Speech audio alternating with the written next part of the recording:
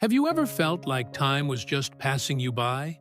Like you're stuck in one place while the world rushes on? Well, let me tell you a story. In a quiet, forgotten corner of a dusty old workshop, there stood a clock. It wasn't just any clock. Once, it had been the heart of the room, the pride of its maker. Imagine its golden hands gleaming under the light, its chime bright and clear, its rhythm as steady and perfect as a heartbeat.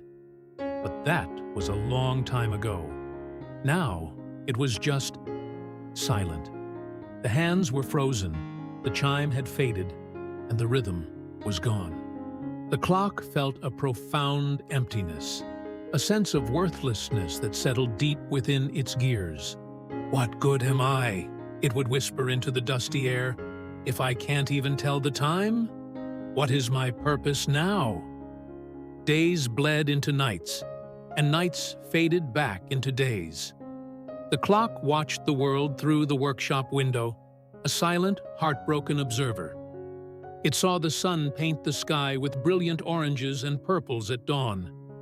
It heard the joyful laughter of children playing in the street. It watched the seasons shift, from the vibrant green of spring to the crisp golden leaves of autumn and the quiet blanket of winter snow. All of it happened without the clock playing any part. It was a spectator to life, no longer a participant. Its existence felt like a long, unending pause. Then, one gray afternoon, the heavy workshop door creaked open, and a little boy stepped inside. He was small, with curious eyes that darted around the room, taking in all the forgotten treasures. He seemed a bit lonely, carrying his school bag over one shoulder. He found a small stool and, to the clock's surprise, sat right near it. He pulled out his books and began to do his homework, his brow furrowed in concentration. This became his routine. Every day after school, the little boy would come to the workshop and sit by the silent clock. The clock watched him, intrigued. It noticed something peculiar. The boy never once looked up at its face to check the time. He never seemed to be in a hurry. He just sat there, sometimes smiling to himself, sometimes humming little tunes that filled the quiet space. He brought a gentle, peaceful energy into the forgotten corner. One afternoon, the boy's father appeared at the door, a worried expression on his face. "Son," he said, his voice soft but concerned, "why do you always stay here so long after school? You'll be late for dinner." The boy looked up from his book and gave his father a bright, reassuring smile. "It's okay, Dad," he said. "I like it here." He pointed a small finger towards the silent timepiece.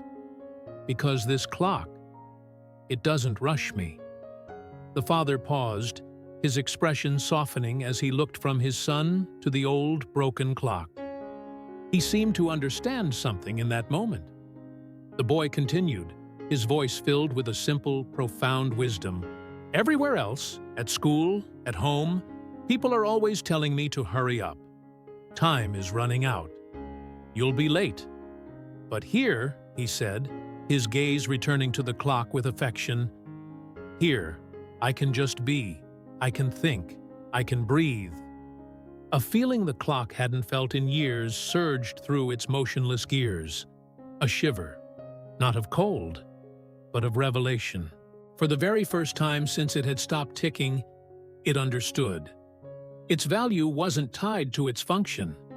Even in its silence, even without its moving hands, it was giving something incredibly precious to this little boy. It was giving him peace. It was creating a sanctuary from the relentless march of time. From that day forward, the old clock never wished to be fixed again. It stood proudly in its quiet corner, its silent face a testament to a newfound purpose. It became a reminder, not of passing seconds and minutes, but of something far more important. It taught everyone who noticed it a simple lesson. Life isn't just about counting the moments. It's about making the moments count, about truly feeling them, Because sometimes, the most valuable thing you can do is to forget time, and in doing so, you finally learn how to truly live. Thank you so much for watching and sharing this story with me. If this message resonated with you, I'd be so grateful if you'd like this video and subscribe to the channel for more stories that help us pause and reflect. See you next time.